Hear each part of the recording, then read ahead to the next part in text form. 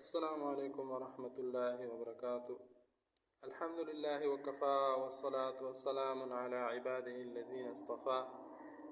أما بعد فأعوذ بالله من الشيطان الرجيم. بسم الله الرحمن الرحيم. قال الله تبارك وتعالى في القرآن المجيد والفرقان الحميد: ورتل القرآن ترتيلا. صدق الله العظيم. نن د تجوید د کورس اولنی درس ده. تجوید دا یو عربي لفظ ده، د جوده نه راوتلی ده. معنی ده یو څیز ښایسته کول.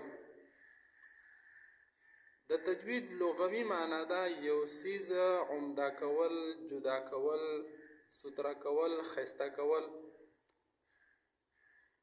په لاره باندې رواني یو څیز پروت دی په ځمکه باندې، او دا څیز دی د کار والا څیز، فایدې والا څیز دی، خو په ځمکه باندې پروت دی، خاورو کې خړ پړ پروت دی، او تا راواخیستله، صفا او ستره دې کړله او د هغې نه فایده اخلي. دا د تجوید لغوي معنی ده.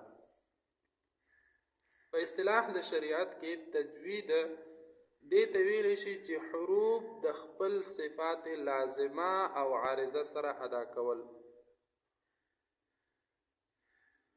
تجوید دا یو داسې هنر ده چې د دې هنر په وجه باندې مونږ د قرآن کریم په تلاوت کې د وړې نه وړې غلطۍ او د غټې نه غټې غلطۍ نه خپل ځان بچ کولی شو. او دا یو داسې لاره ده چې د تجوید د قوانینو او قواعدو په وجه باندې مونږ او تاسو ته د قرآن کریم په تلاوت کې د غلطۍ پته لګېدلی شي چې په دې ځای کې مونږ نه غلطي وشوله. او عام طور باندې قرآن کریم کې د قرآن کریم په تلاوت کې زمونږ نه دوه قسمه غلطۍ کېدلی شي چې کله زمونږ تلاوت ته هغه د تجوید د قواعدو او قوانینو مطابق نه و، نو دوه قسمه غلطۍ زمونږ نه کېدلی شي. یو غلطي لحن جلی، یعنی غټه غلطي، او د دې غلطۍ په وجه باندې انسان ګناهګاریږي. او کله کله خو د دې په معنی کې دومره فرق راځي چې انسان عین کفر ته رسیږي پې. لحن جلی لکه یو حرف په بل حرف سره بدلول. مثال کے طور پہ قرآن کریم کے راضی اللہ خلق کل شی، چې الله تعالی هر یو څیز پیدا کړی دی. د خلقه په دې کې خا د نقطې والا خا راغلی ده، او د خلقه په ځای باندې تا حلقه وي بغیر نقطې والا خا دی وي. نو معنی به بیا شي د حلقه معنی ده سر خریل، او د خلقه معنی ده پیدا کول. نو الله خلق کل شی چې الله تعالی هر یو څیز پیدا کړی ده، او که تا حلقه وي نو الله تعالی خریلی ده هر یو څیز. نو څومره په معنی کې فرق راغله.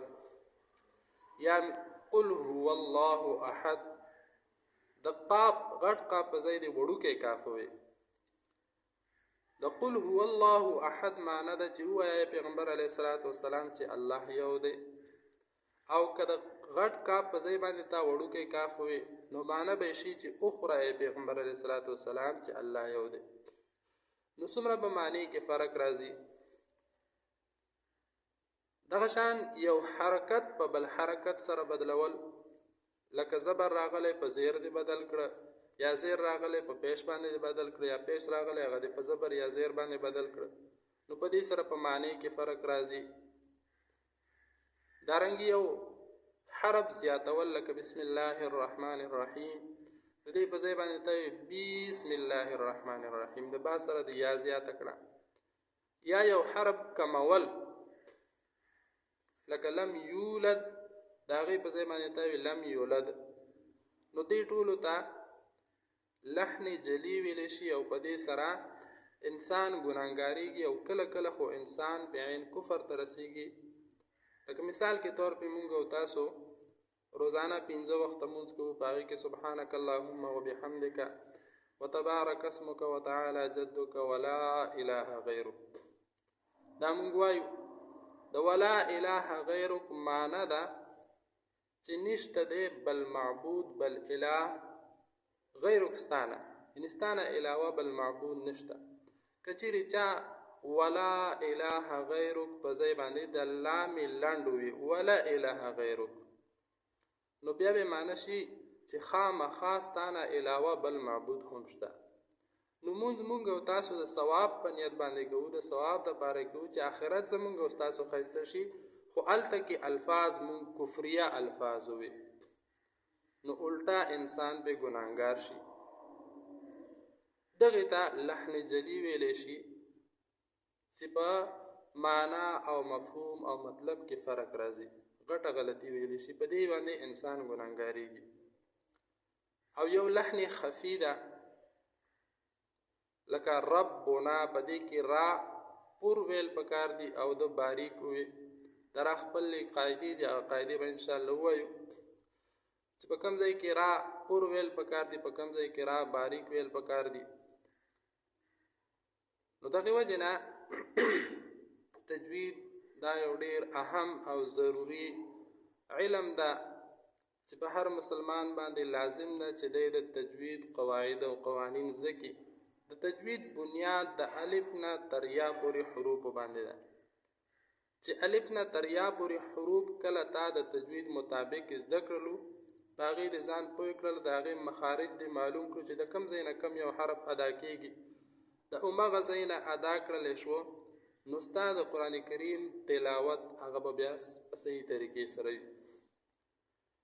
او که د الف نه تر یا پورې ستا حروف صحیح نه وو، د هغې مخارج تا ته معلوم نه وو، لکه عام طور باندې مونږ او تاسو ته د قرآن کریم یعنې د الف نه تر یا پورې حروف د هغې مخارج معلوم نه وي صحیح طریقې سره، نو بیا په قرآن کریم کې مونږ نه غلطۍ کېږي. نو د الف نه تر یا پورې حروف دا صحیح طریقې سره زده کول پکار دي، د تجوید مطابق د هغې مخارج زده کول پکار دي چې هغه مونږ او تاسو زده کړو، نو بیا به په قرآن کریم د هغې په تلاوت کې زمونږ او تاسو نه غلطي نه راځي. نو دې دپاره مونږ سره په دې کورس کې حصه واخلئ